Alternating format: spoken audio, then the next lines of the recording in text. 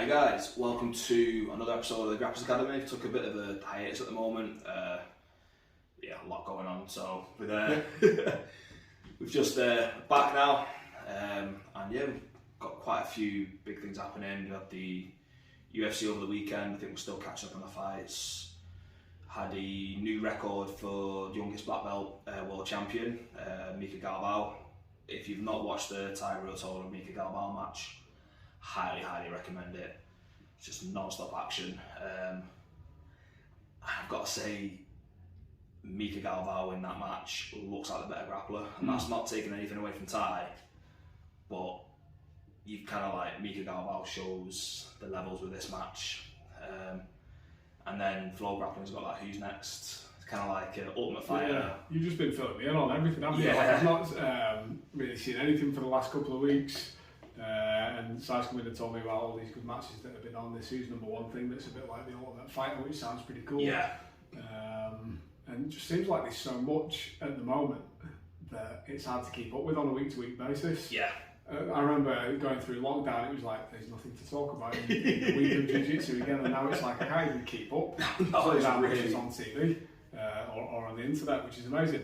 Yeah. But this, what's it called? Who's next? Who's next? Yeah. Yeah. Explain that for people who haven't seen it. Yeah. And me a little bit as well. So to start it off, first episode there was 16 grapplers, but there's only 8 spaces. So there was basically a no time limit, submission only, no gi match to get into the house.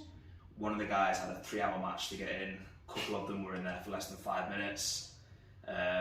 But there was some really good matches, and some because they put the full matches on the Flow Grappling, but on the episodes they kind of show the highlights. Then from there they move into the house, and they kind of it pretty much is Ultimate Fighter but for jiu-jitsu. So they do challenges every week. Then the winners of the challenges pick the fights. The loser of the fight is disqualified, or not out of the tournament, but they get to stick around for the training. And they all live in the same house. And is it weight classes or is it open weight? All open weight as well. So one of the matches last week, so not this week's one, there was Andrew Tackett versus Dan. I will butcher his name, so I'm just going to say Big Dan from Danaher Death Squad. 265. I think he was he's close to 6.5 foot. I think. The guy who looks like quite similar to Gordon Ryan. Yeah. He's got a similar sort of look to him. Yeah. Versus Andrew Tackett, who I think is 170 pounds. Yeah, so you weren't going at the 77 kilos. I think so, yeah. And it was a classic David versus Goliath match, and it was a really good match. Leg locks? No. Well, there was some like that. For me, it looks like that Dan guy's whole game is oriented around his leg locks. Yeah. And once Tackett passed his guard, there wasn't much left, and he ended up taking his back and choking him. It's an interesting toss up for a big guy, isn't it? It's like, you're a big guy and you're going against smaller training partners or competition quite often. You're probably going to go on the receiving end of quite a lot of leg locks because it's like kind of it's like the easiest option of attacking. Small guys aren't really going to get a good snap down on you or whatever. No. So you're going to get used to defending leg locks, but if you've only got a leg lock game, like you see quite often, as soon as you get past, there's not much. Yeah. And it was pretty much exposed, because Tackett survived one of his strongest leg attacks. He got him in a straight foot lock, and it looked ridiculously close. But he slipped over the foot, and then got through there, and Tackett was trash talking for the whole match. But he's got Craig Jones as his coach, and Craig Jones is training with that Dan guy.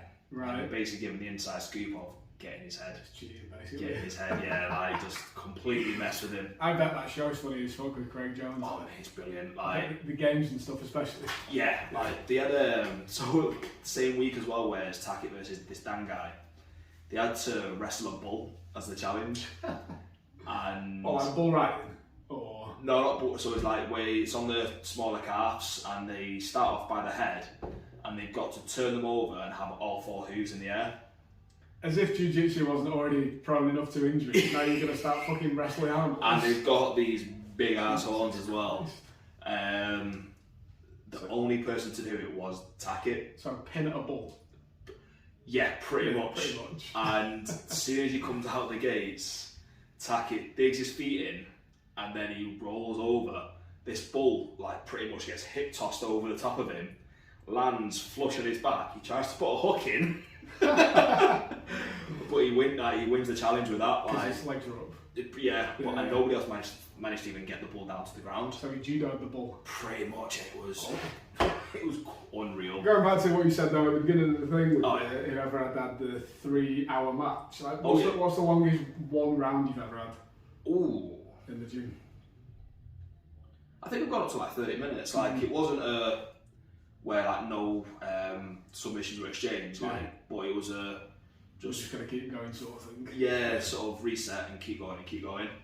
I enjoy them rounds. They're good, aren't they? Yeah, because like, you might just have 1 or 2 training partners on the day and they're doing the same thing, and you end up having like a fucking 20 to 40 minute roll. Yeah. And you look at the clock and you're like, fuck, we've been going for quite a while. You don't even realise. Yeah. And you get a really good workout in, but you can also, what I like about them is you can really refine on certain attacks, because say it was me and you doing it, and I really, really, really wanted to work on a sweep or something from half guard, I'd be constantly trying to find my way there, and you'd become hyper aware of the sweep because I'm trying it. But that only means that I've got to tighten things up and make sure that my technique, as well as the amount of strength that I'm using, is appropriate. Yeah.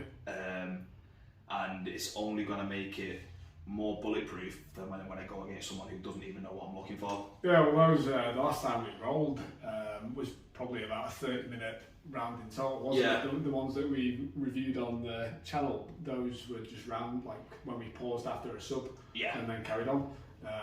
And yeah, like you say, you know, you going with a round, and sometimes even in a 5-minute round, even if you're quite a bit better than the person that you're going with, if you're attacking one thing, like, they might get caught with it the first time and then they know the next time, so they took their elbow in a bit better. It's like, right, how can I find my way into that gap now, or kind of force them to get it? And you kind of like sharpening your sword, the rep that you're getting in. It's kind of like, gonna coin a term for it, like reactionary rolling. Yeah.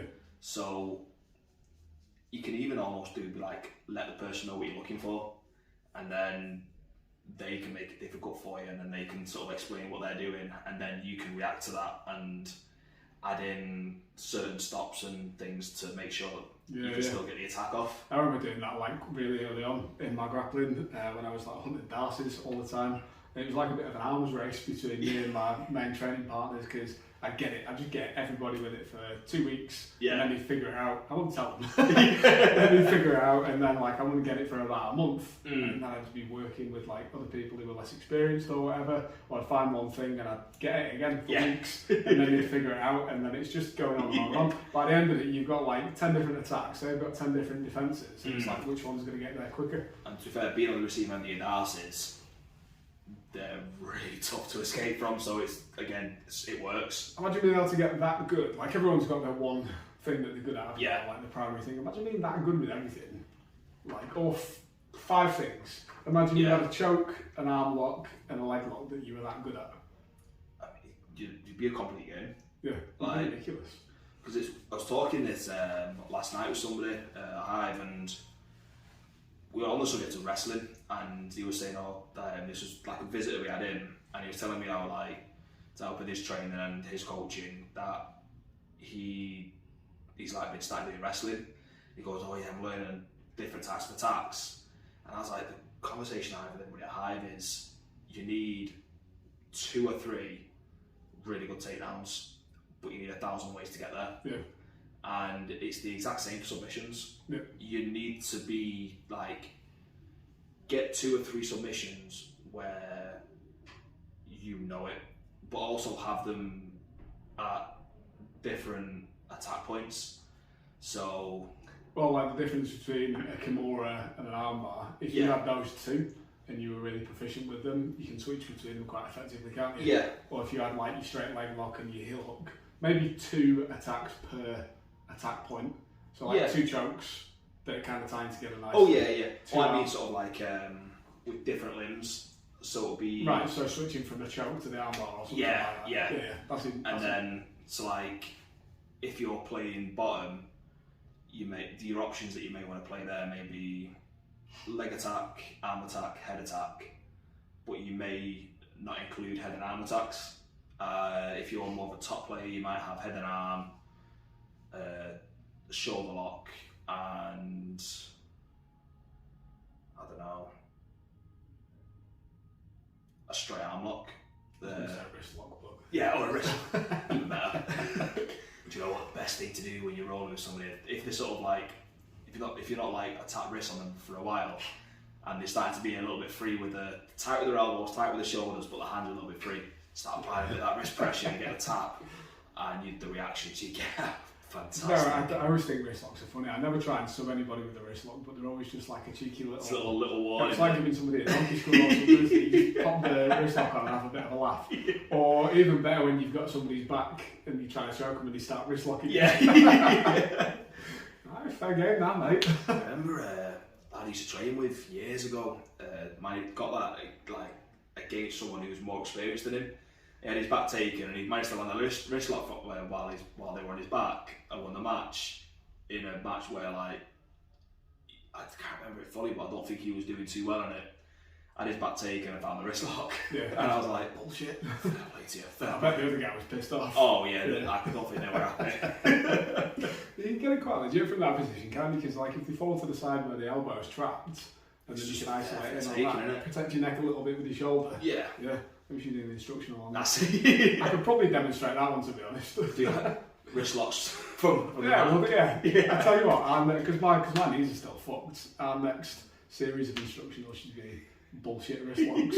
I remember catching one in a comp once where I was trying to set up an armbar for a mount, and you could see that I was trying to sort of rip it across my hips, and he just threw his arm up to stop me from doing it.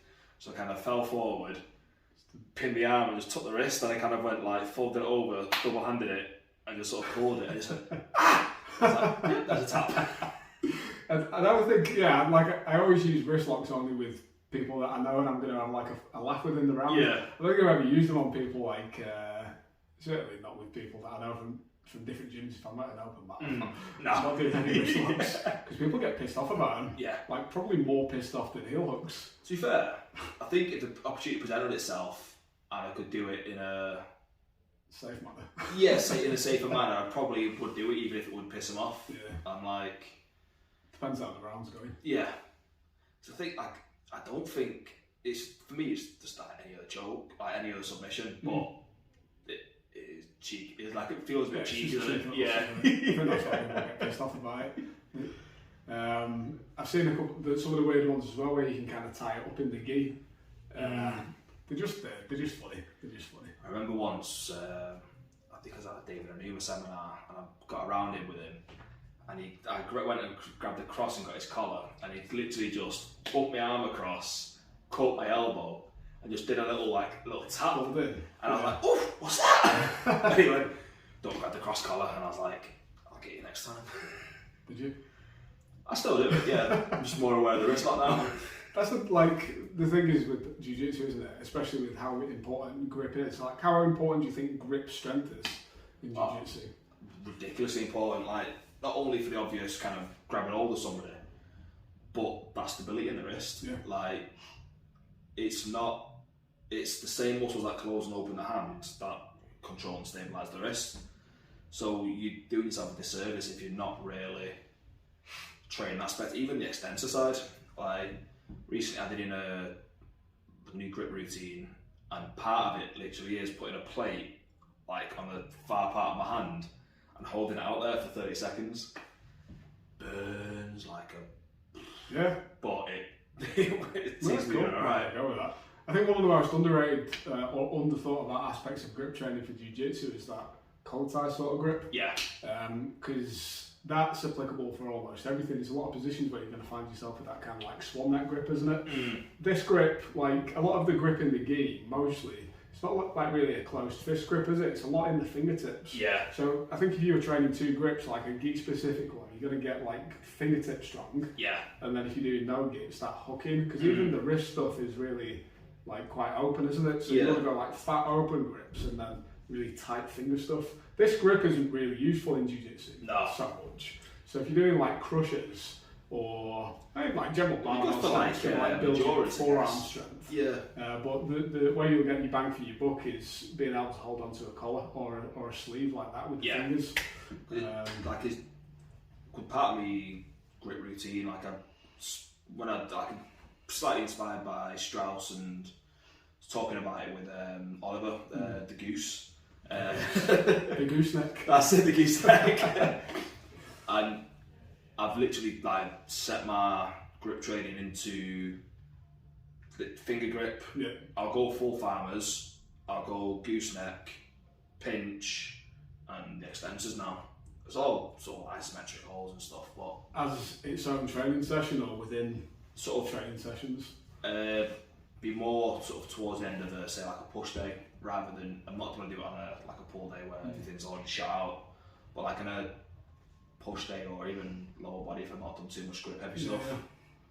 Yeah, I think it's a good one to work. You know, like I want to go train out, do a session down at Strauss's garage gym. Yeah, he's got so much cool grip stuff. Like literally the walls of the stuff. And another thing that I think is a really good underrated tool as well, speaking about the Strauss for grip strength, is sandbags. Yes. That sandbag style grip as well is really good.